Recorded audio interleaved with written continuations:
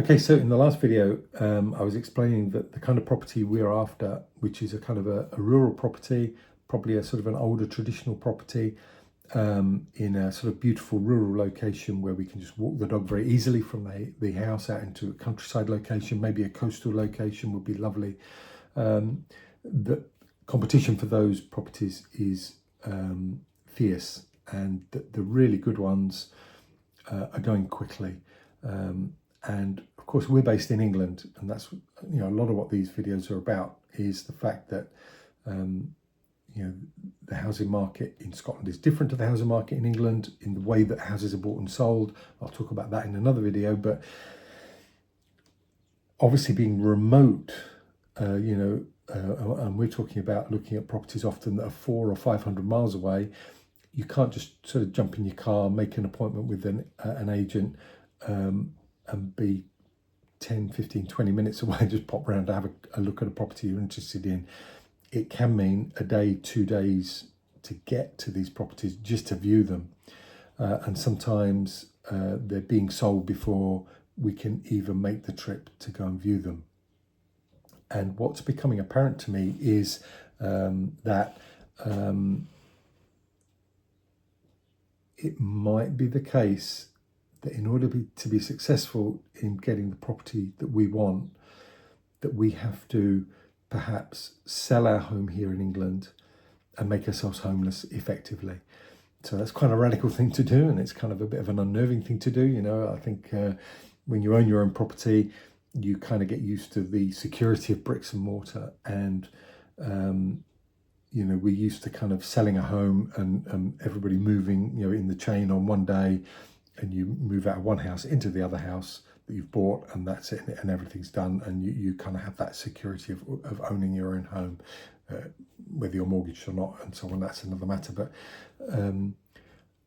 in order to be able to get these properties in Scotland, I think we might have to be prepared to make ourselves homeless. So in effect, going to a rented home in Scotland, or what we're thinking of doing perhaps is buying a motorhome, so that we are up in Scotland, so close to the properties in the area that we're interested in. And so when we see a property come up on, the apps, Zoopla, Rightmove, and so on, we can make an appointment swiftly with an agent and view the property, and we can put a cash offer in so that our money is in the bank, and so that we can in effect be a first-time buyer. And so we have that appeal to the person selling the house, and we can move very, very quickly for them, and therefore their transaction goes through quickly. We're the end of a chain. Or there may even be no chain. Something we've noticed about a lot of properties in Scotland that are for sale, and if you're looking at properties in Scotland like we are, you've probably noticed this, and this is something that seems to me to be a bit unusual compared to what you see with properties in England, is that a lot of properties in Scotland are empty. And I don't know why this is. I've not asked any agents in Scotland why this might be the case, and I assume it is something else about the property market in Scotland, but a lot of properties in Scotland are vacant, and it seems very peculiar. So when you're looking at the photographs, you can tell that there's nobody living there, and I don't know why this is, but that is also the case. So that does mean that if you're a cash buyer, literally you can move in very quickly. There are other differences in Scotland. So in Scotland, if somebody is selling a house, it is their responsibility to get the survey done on their property, which is completely the opposite to the way it is in the UK. If you're buying a property in the UK and you have an offer accepted on the house that you're interested in buying, you then pay a surveyor to survey the house and make sure it's structurally sound and you're happy with the condition of the house. And if there's anything you're not happy about, you can ask the seller to put it right, or you factor that into your offer, and maybe the offer is adjusted and so on. And so there can be some sort of debate around that. So in England, that can mean that over a period of time, one house can have several surveys done on it if there are multiple people interested in it, or if sales fall through and then somebody else bids in and so on. And you can have this bizarre situation where the same surveyor surveys the same house several times and charges several survey fees on the same house, even though he or she knows they've surveyed it already and they know the condition of the house. It's an unusual situation and very weird. The great thing in Scotland is that when you're even looking at the house on the internet or on an app, very often you can download the survey at that point. So you know the physical condition of the house, and then you'll know whether you even want to go and look at it, because you've got the surveyor's report. Everybody has access to that. So everything is transparent at the previewing stage. And if the survey is not available to download, you can email the agent and they will send it to you. They are obligated to send it to you. And what you do is, if you are then interested then in that property, whether you want to view it or not even, you inform the agent and you make a note of interest. So you register your interest in the property. Now what that means is, now I'm not an expert by any means in Scottish property law and so on, so please just take this as me as somebody who's learning about this at this stage. But what this means is that the agent is then obligated to keep you informed as to what's happening with that property. So if the property goes to sealed bids, or if the property is about to be sold, or offers are coming in on that property, they are then obligated to keep you informed, so that if you want to go and view it, if you want to put a bid in yourself, you know what's happening. But if you don't register your interest in that property, then that property may be sold, and you don't. If you're not keeping an eye on the app and so on, you might not know anything about it, and it might be sold sort of out from under you before you do anything about it. So that's quite good as well. So you can request the survey, and you get the energy report and so on, so you know how energy efficient the house is. And already you're starting to make an informed decision, not just from the photographs and the agent's description of the property, which, as we all know, is sometimes open to debate as to how accurate it is, but they are obviously giving a very favourable view probably of the property. They might say, I love the phrase that it benefits from, like it benefits from a front door. Yeah, obviously. Always hilarious to read some of the agents' descriptions of the properties they're selling, especially the slightly ramshackle ones. But the next thing is with Scottish properties, if there is a lot of interest in a property and several people have been to view and they start getting offers on the property, the seller of the property will often go to sealed bids. And this is when it becomes very difficult for us as buyers, because a date is put on, and that means then that you have to put a sealed bid in, which is basically the highest price you're prepared to go to for that house. And basically, if you don't get it for that price, you're going to walk away, because you can't possibly pay any more for that property. You can't afford to, you don't want to. But what it means is you're being forced to go to your absolute maximum. And it's lovely for the seller, because they basically get, what they're hoping for is several envelopes with several offers, and at least one of them is going to be extraordinarily high because somebody's absolutely desperate to get their property, and they get a very, very good price for their property. Now, they're not forced to take the highest price.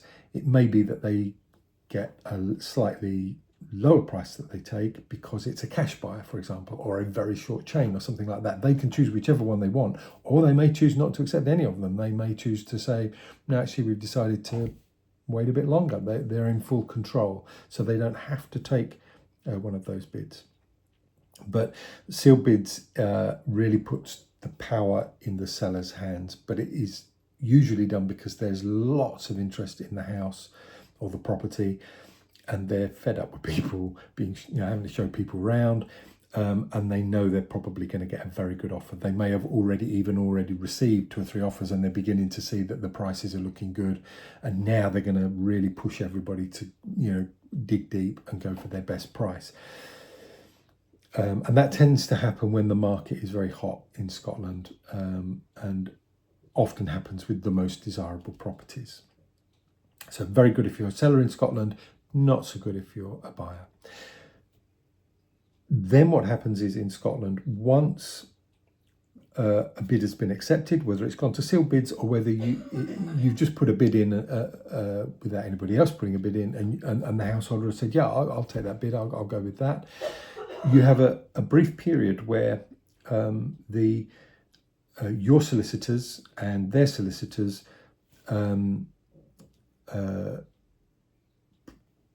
do something and it's something like they discuss the missives, and the missives are basically some letters, documents that pass between the two solicitors, and they come to a point where they conclude the missives. Now, when they conclude the missives, in other words, there's this slight period where there's a few things that need to be sorted out between the two parties. Are you happy that the washing machine is included but the dishwasher isn't included, and can we just make sure that this boundary is where we think it is, and is there a footpath over the property, and are both parties happy with everything, and there's a little bit of argy-bargy, is that exactly what the offer is, and so on, blah, blah, blah. And there's what it's like with buying a property. There's always a few things that just need to be ironed out. During that period, things are just being agreed and finalised. But when the missives are concluded, that then the contracted price and everything is agreed, that is then binding on both parties, and neither of you can pull out without it being very expensive for both parties. Technically, somebody could still pull out, but under Scottish law, there are big penalties to pay, as I understand it, if anybody withdraws after that point, and also there can be no gazumping in Scotland after that point. The owner can't then suddenly somebody comes along and says, oh, I understand your property's on the market, I'll give you another £20,000 on top of what you've been offered. No. It can't happen. Whereas in England, as I understand it, it can happen. So that kind of protects both parties. The buyer can't walk away, the seller can't take a higher offer or can't change their mind. The deal is locked in. And because the surveys were done by the seller early on, before the house went on the market, that period is much shorter than it is in England, because a lot of the selling work was done before the house went on the market. And so houses tend to sell faster in Scotland once the bid has been accepted. And so that's a benefit from the point of view. One thing I forgot to mention was that to put a bid in Scotland, you can't just pick up the phone or send an email to the seller's agent and say, oh, I'm offering this much. So the sealed bids, or putting any bid in Scotland, has to be done by a Scottish solicitor.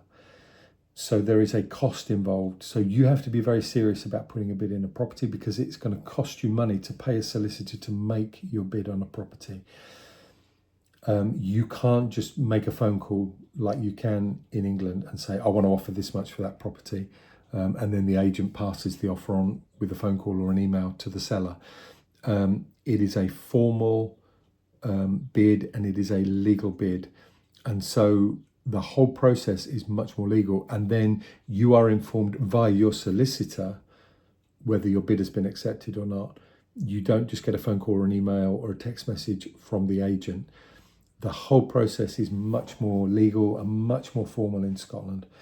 So you have to be very serious about bidding for a property in Scotland. And that also makes things less flaky in Scotland. It means that buyers are much more serious and are less likely to walk away and are less likely to mess you about than they are in England. But it also means if you're a buyer, you've got to be very serious about what you're doing. So frankly, I prefer the system in Scotland because I don't like messing people about, and I like to know where I stand, and I want to trust the person I'm buying from that they're not going to mess me about. But it kind of feels like this is a big thing.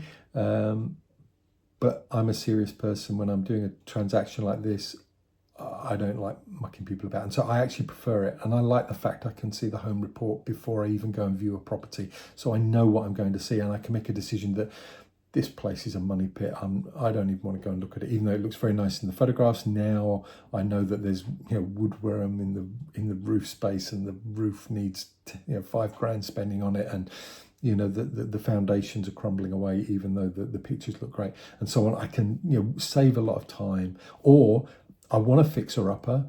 I'm going in with my eyes open, and I know the house needs £50,000 spending on it. So that's fine. That's exactly what I'm after. I'm after a bargain, and that gives me some bargaining counters, and so on. So I know at least I know where I stand. So this is the situation in Scotland. That's what you're dealing with. But what it will mean is that if you're selling a house in England to move to Scotland, you're probably going to need, in all likelihood, or almost certainly, you will need a solicitor in England to do the conveyancing and the selling of your house in England under English law, and you'll need a solicitor in Scotland because you need a Scottish solicitor to do the Scottish, and the English solicitor is not able and is probably not going to be interested. And I don't think, I may be wrong, and somebody will probably leave a comment below for me, I don't think the English solicitors can do the Scottish law. I think it has to be a Scottish law approved solicitor to do the Scottish end for you. So in all likelihood, the legal fees are going to be high because you're going to be paying two solicitors to do the work for you. So you have to bear that in mind. So that is a complication in the process. But if you want to live in Scotland, that's what it is. And of course, then once you're living in Scotland, if you then move within Scotland, you're kind of within the Scottish system. And so you'll get the benefits of the Scottish system at the same time. So, as a seller, you'll have the kind of the power that the Scottish system brings you. Maybe going to seal bids and so on, but also you'll have the responsibility of having to pay for the home report before you put your house on the market. So you'll have to be very serious that you want to sell, because it's going to cost you money to get the home report and the energy report and everything done prior to putting it on the market. So people in Scotland don't frivolously put their house on the market. They only put their house on the market when they definitely want to sell, because there is a significant cost involved before even going to market. So hopefully that's been a bit helpful. It's told you a bit about what the situation is. If this has proved helpful, please like and subscribe as usual. I'll see you in the next postcard from the edge and tell you a bit more about how things are going for us with our search and some of the trials and tribulations that we're going through. Okay, bye-bye.